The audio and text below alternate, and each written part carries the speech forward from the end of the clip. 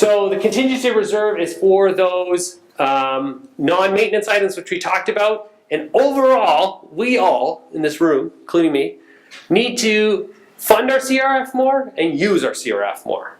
So sometimes we're rolling capital projects into our operating budget, which again is artificially increasing strata fees by making them look like that. But we also probably should be putting more money in our CRF and using it. And so we're going to talk about strategies and ways to do that in a second.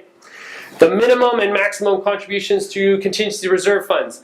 The regulations were amended. There is no maximum now. So before, if you got to 100% of your operating expenses in your CRF, you actually had to have a vote to put more in. All right, isn't that crazy? 3/4 vote to put more CRF funds in. But you don't have to do that anymore. But there is a minimum. So if the CRF is less than 25% of operating expenses from the previous year, so the year you just completed, the minimum contribution for the next year is 10% of the total contribution. So you're going to put 10% away, or the amount that gets you up to that 25% threshold. So what the government's saying is you have to contribute until you hit 25%. And then after that, you're all grown adults. You get to figure out how much you want to put in there. And so usually we see young stratas, 10%. They're getting their legs under them. They're trying to get some things established. Usually they're paying for some costs, maybe some legal costs to get organized, going through the warranty process, have to pay an engineer. So usually in the first couple of years on a new strata corporation, 10% is the contribution for the CRF. After that, we really should be talking about ramping it up and having a plan for it. Okay, next slide please and thank you. Expenditure for the contingency reserve fund. So how can you spend this money? So if you're an old-time Strata Council member, then you might not know this. There's been changes. So the Strata Corporation must not spend money from the CRF unless the expenditure is consistent with the purpose of the fund as set out in 32B, meaning you're going to, 32B is, it's going to be expenses that aren't every year. So it's capital projects pretty much. Approved or authorized as follows. The expenditure is first approved by resolution passed by, here we go, a majority vote at an annual or special general meeting if the expenditure is, if you're going to do it, get a depreciation report, so the government wants to make it easy for you to get a depreciation report, which is great, is related to the repair, maintenance, or replacement as recommended by the most current depreciation report. So what that means is, if your depreciation report says that you're supposed to be doing something, right, you don't need 3/4 vote to do it and take the fund money from the CRF. You can get a majority vote and do it. So in some strata corporations, this is very advantageous because there might be a group of owners that have 26% of the owners and they don't want to spend anything. They don't want to fix anything. The roof's leaking, that's fine, we're not going to fix it. And so they could block all the votes. So now, if it's in the depreciation report that yes, the roof does need to be replaced, a 50%, 51% majority vote, you'll be able to have the funds taken out of the CRF and have that roof fixed. So it's a good tool to be used. There's some circumstances around it. So if you ever wanted to use that, that's probably something you want to consult on, get some advice. But it is definitely a tool for you to get some major items repaired. Now, the key thing is you have to have the money in the CRF, right?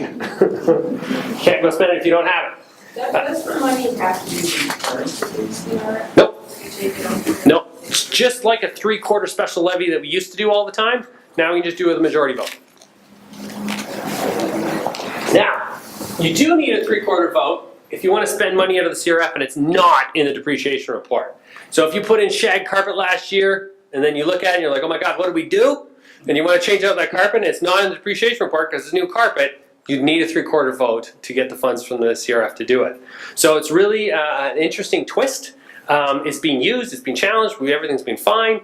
It's just, again, there's some circumstances around it, so it's just another tool in your toolbox if you're trying to get a capital project replaced or completed and maybe you have some opposition on it even though you think it's prudent to do so. Or the expenditure is authorized under section 98, which is really to do with if there's an emergency you need to spend the money. Obviously if there's like, you know, the flashings pulled off the building and there's active water ingress to the building, you can go spend that money to go put that flashing in there. We just need to report it to the owners as soon as reasonably practical, and that would usually be in the minutes under unapproved expenditures. You just say, The flashing came off the building, we had to, it was an emergency, council deemed it an emergency, and we spent that money out of the CRF to put the new flashing back on. And I don't think any of the owners would have a big issue with that. Contingency reserve fund can be used for common area costs that occur less than once a year. That's normal, we all know that. Paying common insurance deductibles. Interesting. So some strata corporations, what they do is they actually budget for an insurance deductible. And an option I'm telling you is that you don't necessarily need to do that. You could move that, instead of budgeting for that insurance deductible, you could just add that to the CRF contribution. And then if you had an insurance deductible, you could take it from the CRF. And so the council can do that. So that is, again, you've got to report to the owners and everything, but that is definitely an option. The benefit of that is if you don't have an insurance claim this year, which I hope none of you do, and you've budgeted for an insurance deductible, you've just increased your CRF, right? And so it's a great way of building it up. Plus, if you have a really bad year and you have a couple claims, which I hope you never do, you're just taking the money out of the CRF, it's not destroying your budget.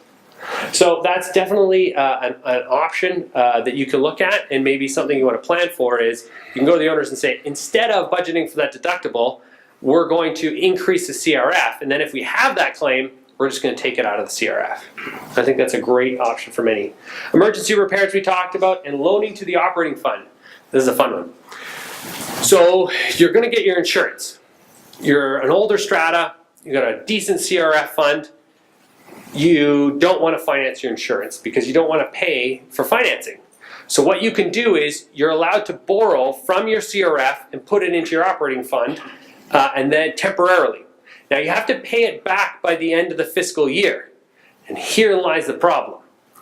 If your insurance comes up and it's 2 months to the end of the fiscal year, if you borrow that money from the CRF to pay your insurance, you're not going to have time to pay it back because your insurance, 12 months of your insurance doesn't line up with your fiscal year. And so this is Dylan's favorite one. It's technically you have to pay it back. I would say it's common in the industry not to pay it back, and it's probably a very prudent idea if you're doing that just to ratify it as part of the budget and just say, look, we've borrowed from the CRF to pay for the insurance deductible. We've got 10 months left and we're going to pay it back in that 10 months and then have that part of the budget approval process so everybody's on the same page. But it's a lot better in today's market to borrow from your CRF to pay for your insurance because the interest you can earn is quite low than pay a financing company that's going to charge you more. It's just a better use of your money.